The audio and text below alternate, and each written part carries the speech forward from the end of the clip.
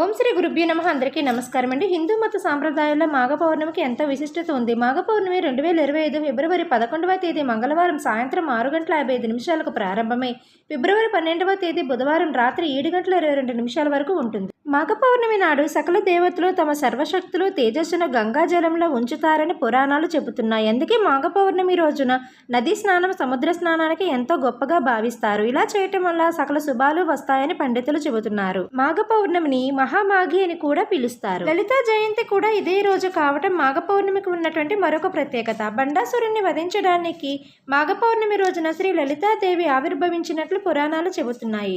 బండాసురుని సంహారం తర్వాత లలితామాత రౌద్ర రూపాన్ని శాంతింప చేయడానికి సకల దేవతలు మునులు అందరూ ప్రార్థిస్తూ పలికినటువంటి నామంలే శ్రీ లలితా సహస్రనామములు.